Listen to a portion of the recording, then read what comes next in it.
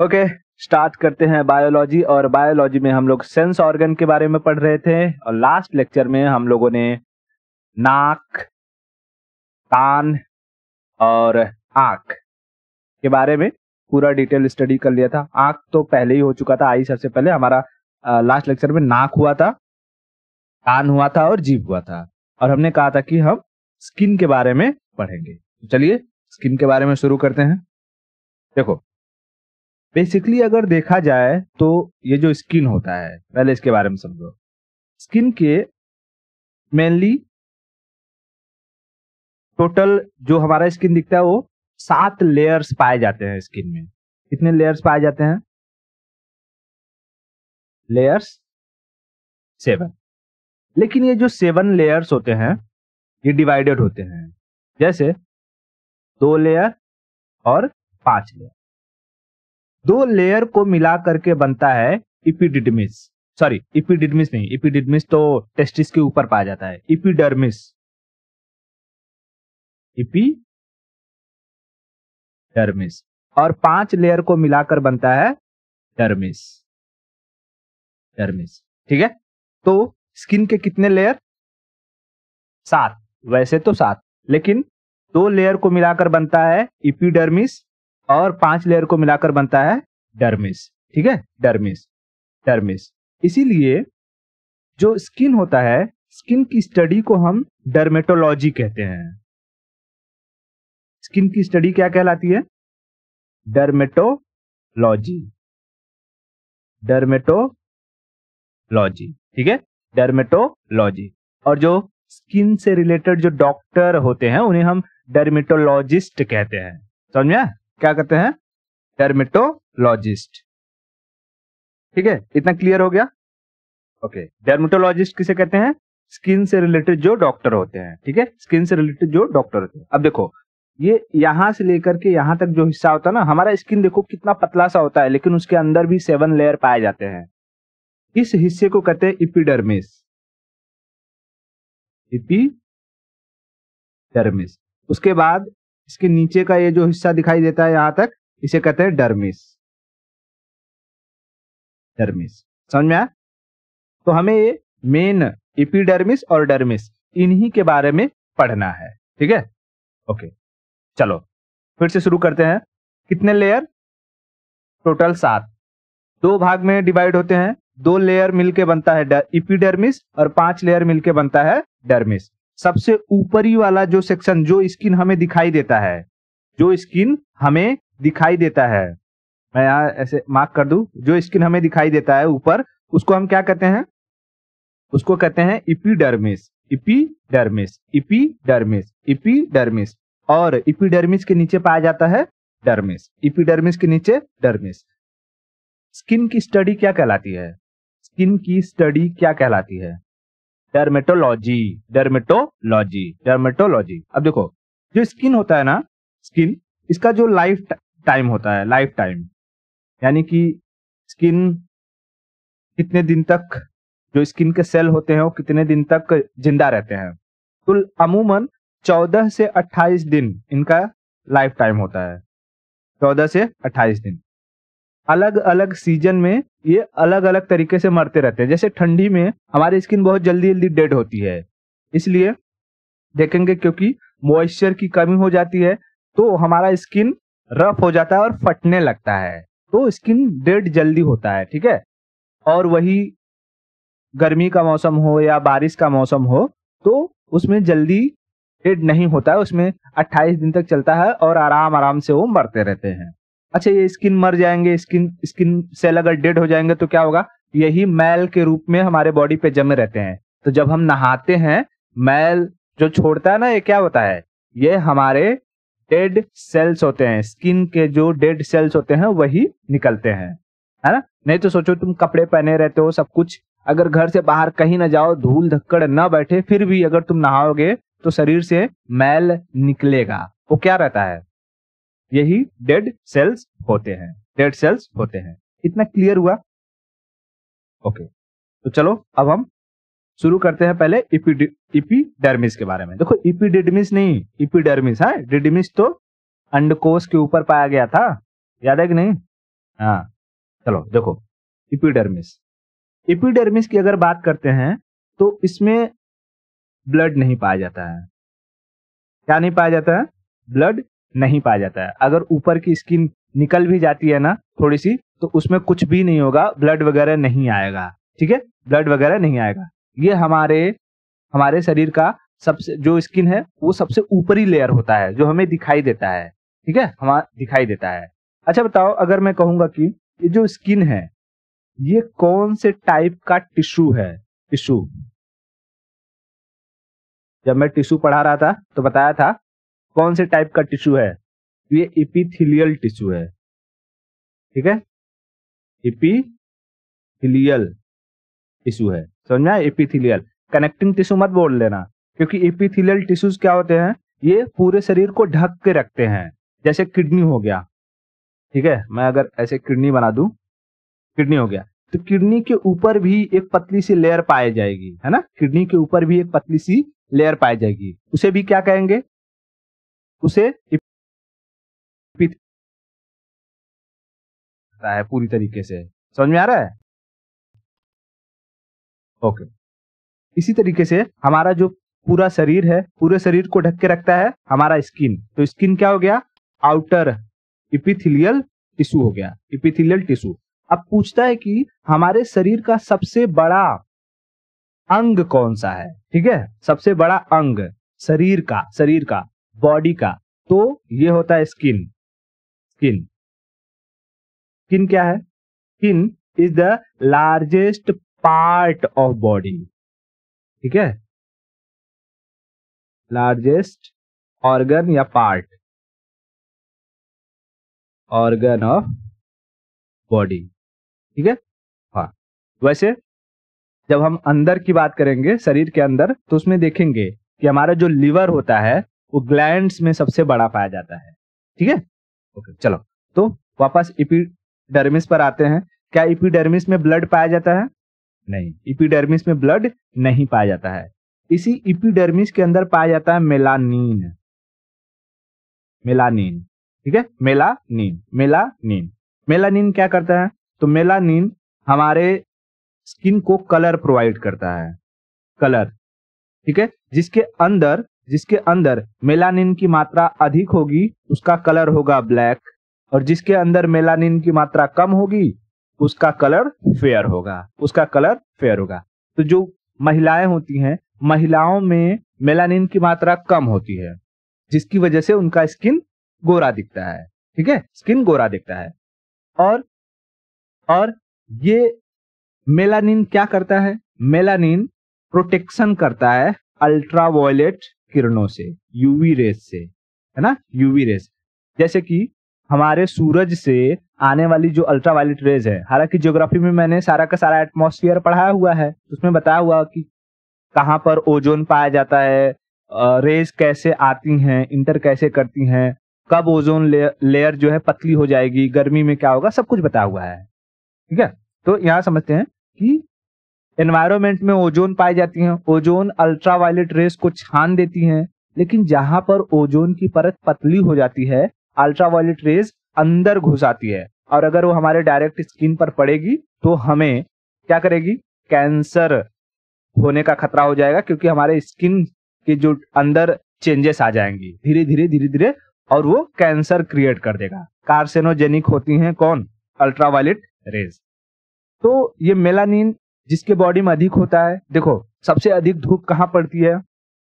कर्क जो ये है अपना इक्वेटर है, इक्वेटर यानी अफ्रीका वगैरह वाला रीजन देखो, जहां से सूरज की किरणें बहुत तेजी से पड़ती है, वहां के लोग भयंकर काले काले पाए जाते हैं। क्यों? क्योंकि भगवान को पता है कि यहाँ के अगर लोगों के शरीर में मैं मेलानिन नहीं दूंगा तो सूरज की किरणें अगर डायरेक्ट पड़ेंगी, इनमें अगर अल्ट्रावायलेट रेज होगा तो ये लोग स्किन कैंसर से मर जाएंगे। इसलिए उन्हें प्रोटेक्ट करने के लिए उनके अंदर मेलानिन की मात्रा अधिक होती है। इतना क्लियर? ओके, ठीक है। अब देखो, भारत में जो लोग गोरे होते हैं, ऐसा नहीं कि उनके ऊपर अगर सूरज की रेज पड़ेगी तो उन्हें कैंसर हो जाएगा, नहीं होगा। उनके अंदर मेलानिन अच्छा खासा पाया जाता है अमाउंट में। जो वेस्टर्न कंट्री है, यूरोपियन कंट्रीज है, वहां के लोगों में मेलानिन बहुत ही कम पाया जाता है, इसलिए वो जब देखोगे बीच वगैरह पर धूप सेकते हैं तो अपने बॉडी पर बॉडी लोशन लगाते हैं, सन लोशन लगाते हैं, ठीक है, ताकि कोई इंपैक्ट ना आए। कितना क्लियर हुआ? ओके, तो एपिडर्मिस में क्या पाया जाता है? मेलानिन पाया जाता है, जो हमें कलर प्रोवाइड करता है। अधिक मेलानिन ब्लैक कलर, कम मेलानिन फेयर कलर। दूसरा ये चीज क्या करता है, ये मेलानिन विटामिन डी का प्रोडक्शन करता है, ठीक है। किसका production? Production of vitamin D. कहते हैं ना धूप में बैठो विटामिन डी मिल जाएगा, तो ये मेलानिन विटामिन डी का प्रोडक्शन भी करता है। अब देखो, जो लेदर इंडस्ट्री होती है ना, लेदर इंडस्ट्री, मैं दिखाता हूं, ये इसको मत देखो तुम लोग, इधर ध्यान दो, अभी उसके बारे में बाद में बताऊंगा, पहले लेदर इंडस्ट्री के बारे में समझो। जो लेदर इंडस्ट्री होती है, लेदर इंडस्ट्री में पहले क्या किया जाता है, ऊपर की जो ये एपिडर्मिस होती है ना, उसे रिमूव किया जाता है। जैसे कोई भी जानवर का जब स्किन निकाल के लेके आएंगे, तो ऊपर का क्या किया जाएगा, एपिडर्मिस को रिमूव किया जाएगा, ठीक है। मैं इसको इस कलर से बना देता हूं, एपिडर्मिस को रिमूव किया जाएगा। तो कैसे रिमूव करेंगे, तो इसे क्या करते हैं, एक बड़ा सा तालाब जैसा या कोई भी बकेट रखेंगे, उसमें इसको डाल देंगे और उसमें एक बैक्टीरिया डालते हैं, ठीक है। बैक्टीरिया, वो बैक्टीरिया क्या करते हैं, इस एपिडर्मिस को खा जाती हैं, एपिडर्मिस को खा जाती हैं, तो बचता है सिर्फ डर्मिस। और जितने भी प्रोडक्ट बनते हैं वो डर्मिस के इस्तेमाल से बनते हैं, ना कि एपिडर्मिस के। तो पूछता है कभी कभी कि एपिडर्मिस को हटाने की प्रक्रिया क्या कहलाती है, उसको कहते हैं टाइनिंग प्रोसेस। टाइनिंग प्रोसेस, समझ में आया? टाइनिंग प्रोसेस। तो अगर पूछे कि एपिडर्मिस को रिमूव करने की प्रक्रिया क्या कहलाती है, तो टैनिंग कहलाती है, टैनिंग, ठीक है। ये सब दिखाई दे रहा है, ये अभी सारा का सारा चमड़ा है, जानवरों का चमड़ा है, इसके ऊपर का जो ब्लैक कलर रहता है उसको हटा दिया जाता है, यानी कि एपिडर्मिस को रिमूव कर दिया जाता है। उसके बाद इसी से बूट बनाओ, पर्स बनाओ, बेल्ट बनाओ, तरह तरह की चीजें बनाई जाती है। इतना क्लियर हुआ? ओके, तो डर्मिस के बारे में, एपिडर्मिस के बारे में समझ में आ गए। एपिडर्मिस में क्या ब्लड पाया जाता है? नहीं, ब्लड नहीं पाया जाता है, ठीक है, ब्लड नहीं पाया जाता, मेलानिन पाया जाता है, मेलानिन पाया जाता है। क्या जो हेयर होते हैं ये एपिडर्मिस में होते हैं? नहीं, हेयर डर्मिस के अंदर दिखाई देते हैं, ठीक है। देखो ये यहाँ होते हैं डर्मिस के अंदर, ठीक है, और ये निकले हुए रहते हैं एपिडर्मिस से। चलो, तो अब हम आते हैं डर्मिस के ऊपर, ठीक है। एपिडर्मिस हो गया, अब डर्मिस के बारे में समझते हैं। देखो, डर्मिस कहां पाया जाएगा? बिलो द एपिडर्मिस, सिंपल सी बात है, एपिडर्मिस के नीचे पाया जाएगा। अब इसमें क्या क्या चीजें पाई जाएंगी, तो देखो, पहली चीज तो इसमें ब्लड पाया जाता है, ब्लड पाया जाता है। जैसे आपको खरोच वगैरह लगती होगी, तो खरोच में आपका एपिडर्मिस फट जाता है और व्हाइट व्हाइट कलर का डर्मिस दिखने लगता है। तो जैसे ही डर्मिस दिखता है उसके अंदर से ब्लड आना शुरू हो जाता है, ठीक है, इसमें ब्लड पाया जाता है। उसके बाद इसी में 2 ग्रंथियां पाई जाती हैं, हेयर भी इसी में पाया जाता है, ब्लड के साथ साथ हेयर, बाल इसी में पाया जाता है, बाल इसी में पाया जाता है। अब इसमें 2 ग्लैंड पाई जाती हैं, ग्रंथियां, ग्लैंड, ठीक है। अब इसके बाद देखो हमारा ग्लैंड चैप्टर स्टार्ट होगा, हम इसको खत्म करके ग्लैंड के बारे में पढ़ेंगे। तो 2 ग्रंथियां पाई जाती हैं। कौन कौन सी ग्रंथि होती है? एक ग्रंथि होती है, देखो हमारे शरीर से पसीना निकलता है और पसीने के साथ साथ तेल भी निकलता है, ऑयली। लोग कहते हैं ना हमारा स्किन बहुत ऑयली है, ऑयली स्किन हो चुका है। चेहरा, कोई सोकर उठता है तो चेहरे पर, नाक पर जो है ऑयल बहुत ज्यादा आ जाता है, एकदम चिपचिपा हो जाता है। तो 2 चीजें क्या क्या, एक तो ऑयल और दूसरा स्वेट, पसीना, यानी पसीना। तो ऑयल कौन निकालता है? ऑयल निकालती है सेबेकस ग्लैंड, सेबेकस ग्लैंड, सेबेसियस कहो या सेबेकस कहो, ग्लैंड, ठीक है, सेबेसियस ग्लैंड। और जो पसीना निकालती है, पसीना वो निकालती है स्वेट ग्लैंड, पसीना स्वेट ग्लैंड, स्वेट ग्लैंड। तो ये दो ग्लैंड याद रखना कि एपिडर्मिस में पाए जाते हैं। सेबकस ग्लैंड, सेबकस ग्लैंड क्या रिलीज करता है? ऑयल निकालता है, ऑयल। ये जो ग्लैंड होती है हमारे माथे और चेहरे पर, नाक के आसपास वाले एरिया में बहुत अधिक होता है, ठीक है। अब देखो इनको, अब भरपूर देखो, देखो इनके चेहरे पर पूरा चिपचिपा चिपचिपा हुआ है ना, पूरा चिपचिपा लगा है। वो चिपचिपा क्या है? ऑयल है, ऑयली स्किन है इनका, oily skin, oily skin. Oil कहां से निकलता है? सेबेसियस ग्लैंड से, सेबेसियस ग्लैंड से, ठीक है, सेबेसियस ग्लैंड से। अब जब तक हम जागते रहते हैं तब तक क्या होता है, जाने अनजाने में चेहरे पर हमारा हाथ जाते रहता है, तो जो ऑयल निकल रहा होता है वो पुछ जाता है या पोंछ देते हैं हम उसके। लेकिन जब हम सो जाते हैं तो सोने के दौरान हमारा हाथ तो चेहरे पर पहुंचता नहीं है और ऑयल निकलते रहता है, निकलते रहता है, प्रोड्यूस होते रहता है। तो जैसे सो के उठेंगे तो पूरा चेहरा एकदम ऑयली ऑयली लगने लगता है।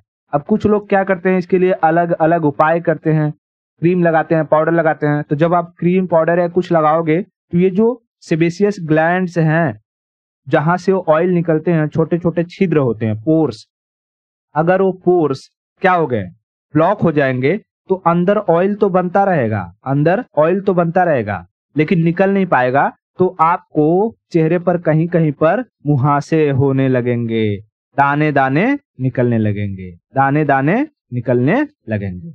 हालांकि ये जो मुहासा वगैरह होता है ये एक सर्टेन एज में ही आता है, क्योंकि जब हम प्यूबर्टी एज में पहुंचते हैं, महिलाएं हो या फीमेल मेल जो है जैसे एडल्ट होना शुरू होते हैं, तो इनके बॉडी में हार्मोनल चेंजेस होते हैं, ठीक है, टेस्टोस्टेरोन लेवल बढ़ता है, तो बॉडी उस चीज को एडजस्ट नहीं कर पाता है। बॉडी जब एडजस्ट नहीं कर पाता है तो चीजों को बाहर फेंकने की कोशिश करता है, जिसकी वजह से 15 से लेकर के 18 साल की उम्र में जब हम ग्रेजुएशन वगैरह में रहते हैं, 12th वगैरह में जाते हैं, तब वहां पर हमें अधिक जो ये इसको मुहासे वगैरह देखने को मिलते हैं, पिंपल्स कहते हैं उसको, ये देखने को मिलते हैं। इतना क्लियर हुआ? ओके। तो बताओ हमारे चेहरे में जो ऑयल निकलता है वो कौन से ग्लैंड से निकलता है? सेबेसियस ग्लैंड से। हालांकि अभी इसके बाद हम लोग शुरू करेंगे अपना ग्लैंड चैप्टर ही, ठीक है। इतना क्लियर हो गया? ओके।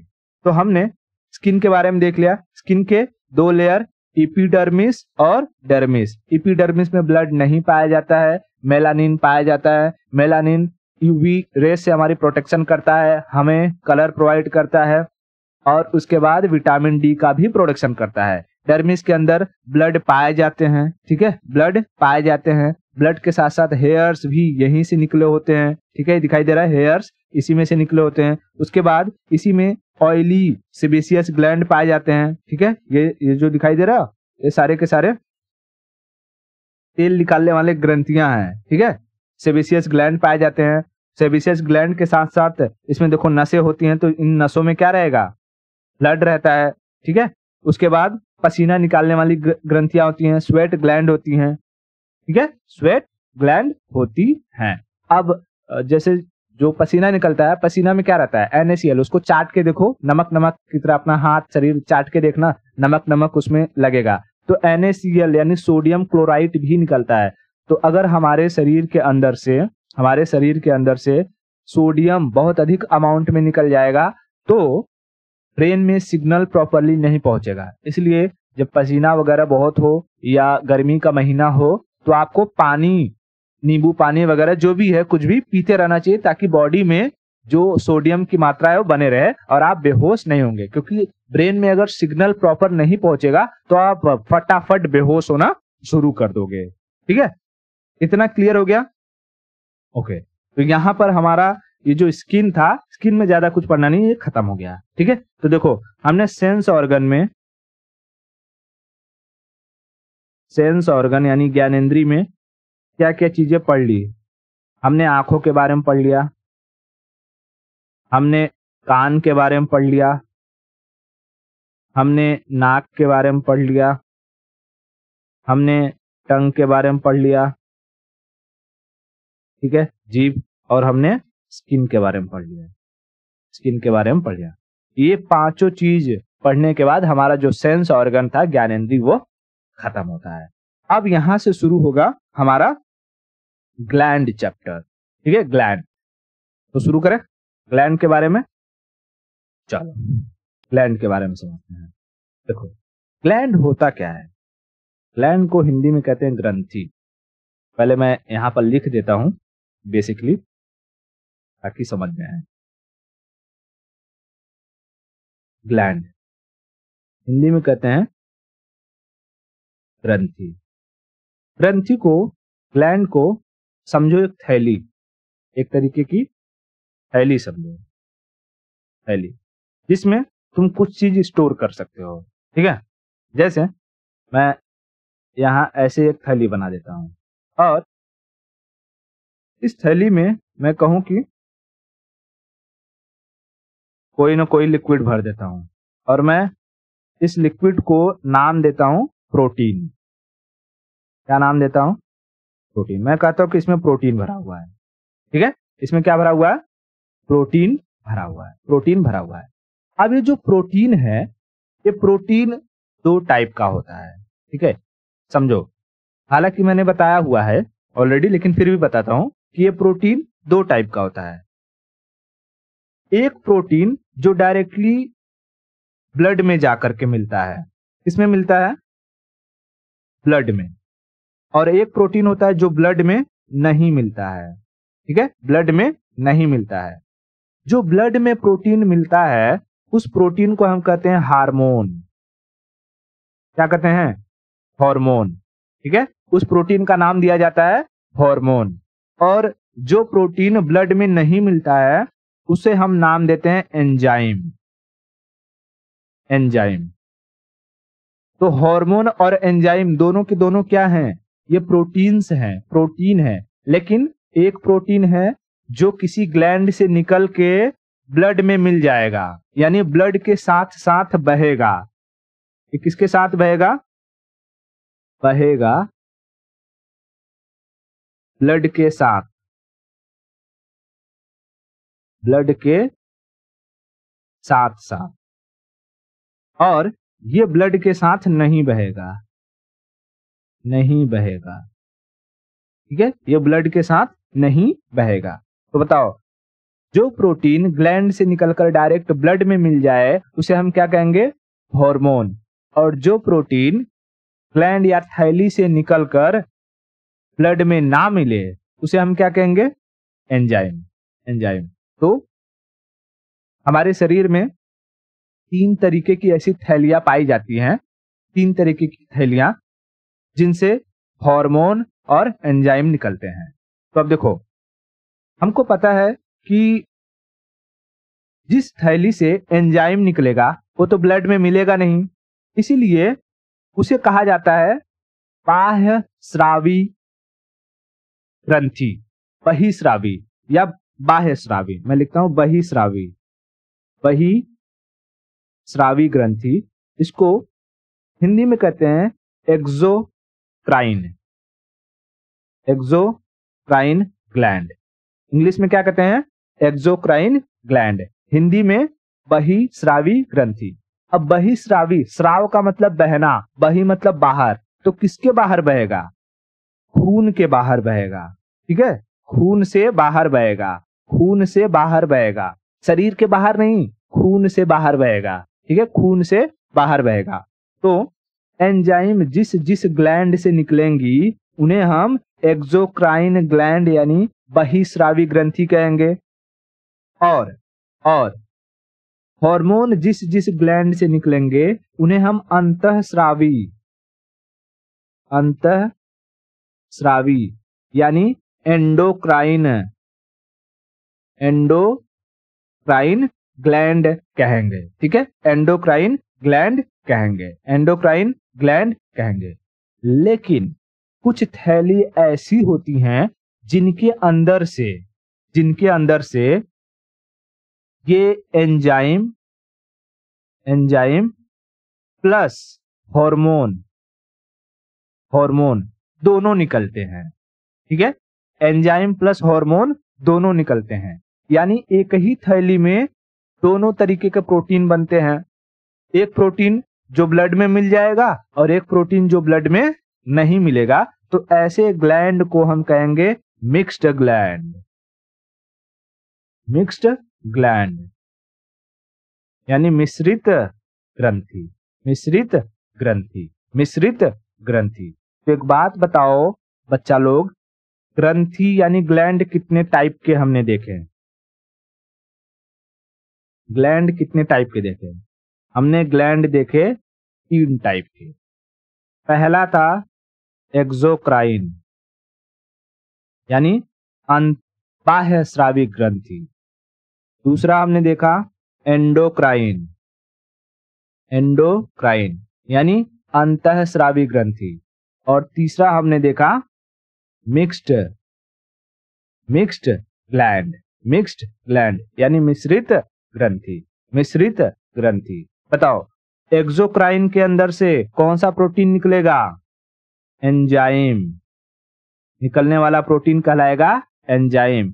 और एंडोक्राइन के अंदर से निकलने वाला प्रोटीन हार्मोन। और मिक्स्ड ग्लैंड के अंदर से दोनों, मैं लिख दूं बोथ, बोथ, ठीक है, बोथ। एंजाइम क्या ब्लड में मिलते हैं? नहीं मिलते हैं। हार्मोन ब्लड में मिलते हैं? मिलते हैं। तो उसी तरीके से मिक्स्ड में से जो एंजाइम होगा ब्लड में नहीं मिलेगा और जो हार्मोन होगा वो ब्लड में मिलेगा। हालांकि मैं सब बताऊंगा, ठीक है, सब कुछ मैं इसमें बताऊंगा कि कौन सा ग्लैंड है, कौन सा ग्लैंड है जो एक्सोक्राइन में है, एंडोक्राइन में। अब आपको जैसे ही मैं वो बताऊंगा आप तुरंत समझ जाओगे, ओहो हो इन सब ग्लैंड के बारे में तो हमने पढ़ लिया है। जैसे अगर मैं एक्सोक्राइन का आपको एग्जांपल दूं, तो जब हम डाइजेस्टिव सिस्टम पढ़ रहे थे तो सबसे पहले हमने मुख के बारे में पढ़ा था। मुंह, मुंह है ना, माउथ, माउथ। माउथ में हमें एक ग्लैंड देखने को मिलती है जिसको हम कहते हैं सलाइवरी ग्लैंड, सलाइवरी ग्लैंड यानी लार ग्रंथि। एक बात बताओ, लार हमारे मुंह में बनता है, क्या ये खून में जाकर के मिलता है? नहीं। लार ग्रंथियां जो सलाइवरी ग्लैंड होते हैं ये 3 टाइप के पाए गए थे, पैरोटिड, सबमैंडिबुलर, सबलिंगुअल, है ना, पैरोटिड पी, सबमैंडिबुलर, सबमैंडिबुलर और सबलिंगुअल, सबलिंगुअल, लिंगुअल। तो मुंह में जो लार बनाती हैं ग्रंथियां, मुंह में जो ग्रंथियां लार बनाती हैं, बताओ ये एक्सोक्राइन होंगी या एंडोक्राइन? क्योंकि लार तो हमारे मुंह में बन के हम थूक देते हैं, निकाल देते हैं, वो खून में मिलता ही नहीं, तो वो एक्सोक्राइन ग्लैंड होगा। और उससे निकलने वाला जो प्रोटीन है वो क्या है? एंजाइम कहलाएगा, एंजाइम कहलाएगा, ठीक है। तो इसी तरीके से हम एक्सोक्राइन में और भी बहुत सारे एग्जाम्पल है, जैसे आंखों में कौन सा पाया जाता है, स्किन में मैंने अभी बता दिया सेबेसियस जो ग्लैंड था, स्वेट ग्लैंड था। डाइजेस्टिव सिस्टम के दौरान हमने बहुत सारे ग्लैंड्स के बारे में पढ़े थे। तो उन सब ग्लैंड्स की चर्चा हम करेंगे, लेकिन उसको हम नेक्स्ट लेक्चर में प्रॉपर स्टडी करेंगे, ठीक है। आज के लिए इतना रखते हैं, आगे की स्टोरी हम नेक्स्ट लेक्चर में करेंगे।